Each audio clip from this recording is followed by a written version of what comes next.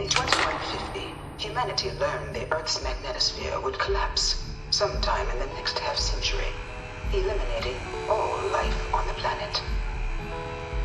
Decisive action was required, but the secure transport of an entire civilization would demand a new kind of cooperation, a new kind of courage, and a new kind of union. Thus, in 2159, the United Colonies were formed to make that journey possible. Just 1 year later, the Galileo, the first of many colony ships, touched down here on Jemison, beginning a new era of human history, the age of the United Colonies. The effort and planning it must have taken to evacuate literally the entire planet. Can you imagine? The logistics alone must have been mind-boggling.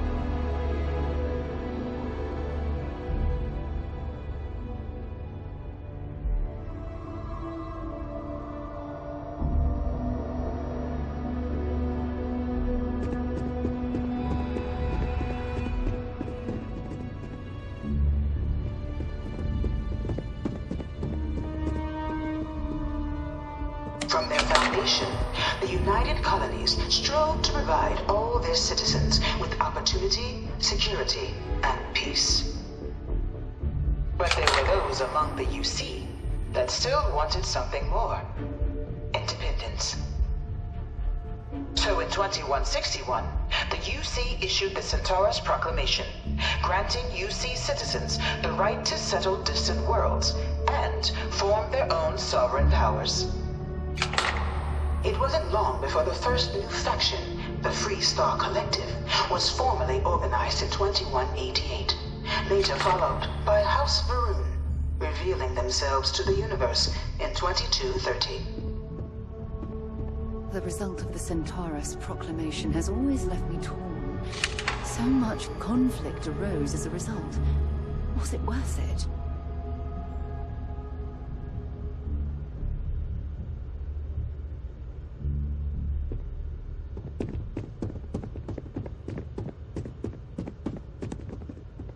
You looking for the exam room? Just down the hall. Beginning in 2240, House Varun forces declared all-out war on the rest of human civilization, initiating the Serpent's Crusade. Over the next 23 years, thousands of Freestar, UC, and independent souls were killed by agents of House Varun in the name of their serpent god.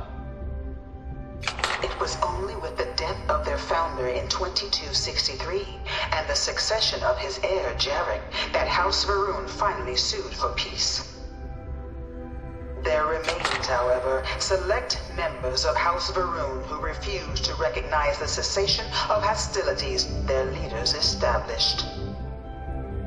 Even after House Varun's mysterious disappearance, these zealots remain a threat to all who encounter them. Their pacification, a goal of all space.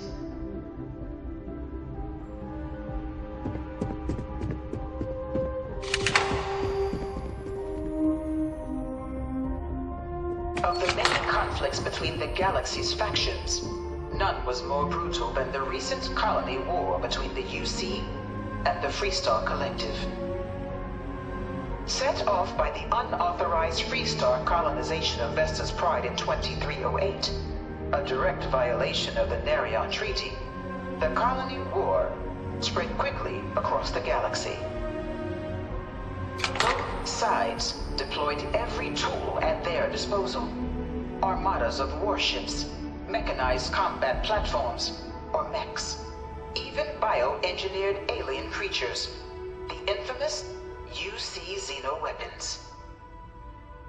It was only in 2311 at the Battle of Cheyenne that the scales finally tipped.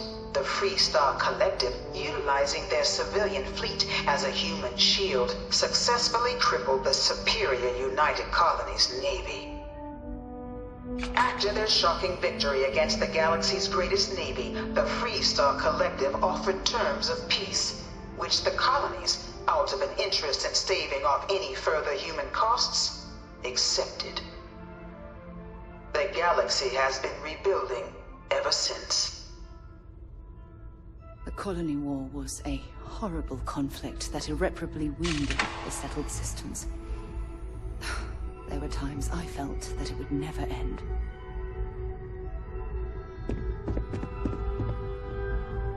Few settled worlds were left untouched by the colony war. But nowhere could the viciousness of modern warfare be seen more clearly than on the Freestar planet of Nera. Initially occupied by invading United Colonies forces as a forward operating position, repeated attempts to take and retake the planet by collective forces led only to devastation. Swaths of the world were transformed into scorched husks, a nightmarish testament to the depths of human ingenuity and human cruelty. And today, Nera remains a continuing reminder to the horrors of unfettered war.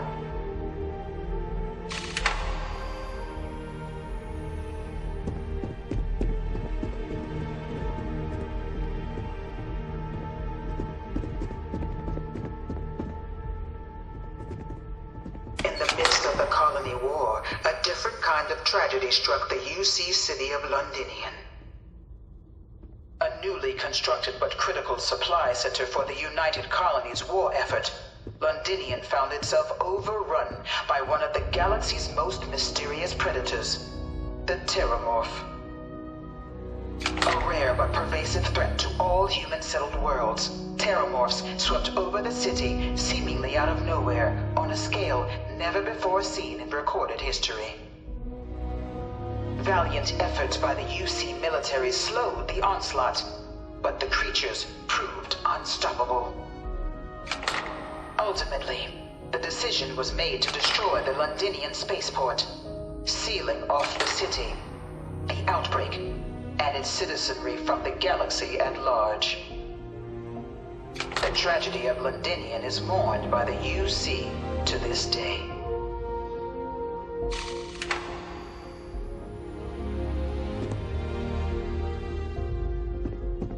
All 4 of my last science papers have been on Terramorphs.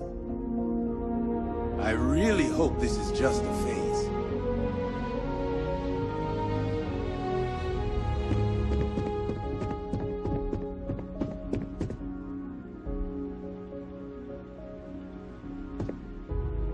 After the devastation wrought by the colony war, the UC and the Freestar Collective came together to ratify a treaty that became known as the Armistice.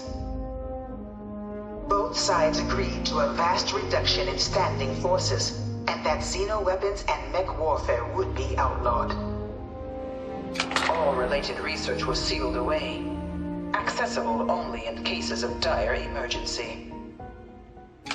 But the Collective had another demand, that the active commanders of the UC military stand trial for their actions. The United Colonies, in the interest of peace and galactic security, agreed. In 2311, 3 United Colonies senior officers were found guilty. Commander Henry Durant, General Indira Rastogi, and Fleet Admiral Francois Sanon, known better as Ve Victus.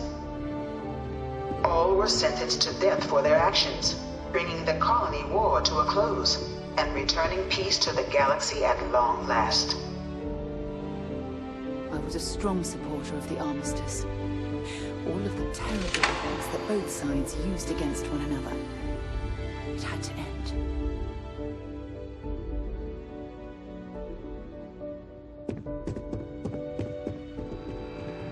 And up there, huh? Space? Must be cool. I never get to go to space. It was into this new world that the Vanguard was born. An official branch of the UC Navy, the Vanguard is the United Colonies Volunteer Fleet, serving a myriad of security, logistical, and reconnaissance roles. And after a sufficient length of service, UC citizenship is guaranteed to every Vanguard member. Open to all captains, regardless of origin, the Vanguard is leading the charge to protect and support the citizens of the United Colonies, wherever in the galaxy they may be.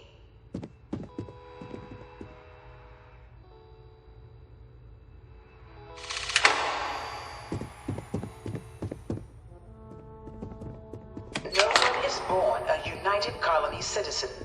Only through service to the UC can one hope to earn one's citizenship. But the UC prides itself on taking care of its people. Cost of living controls mean citizens pay less than their foreign counterparts for needs big and small. All citizens are issued a grant upon joining to get themselves on their feet. And only UC citizens have the opportunity to purchase property, getting the chance to live in one of the most beautiful cities in the settled systems. By joining the Vanguard today, you too can begin earning your place here, in the heart of galactic civilization, as a citizen of the United Colonies.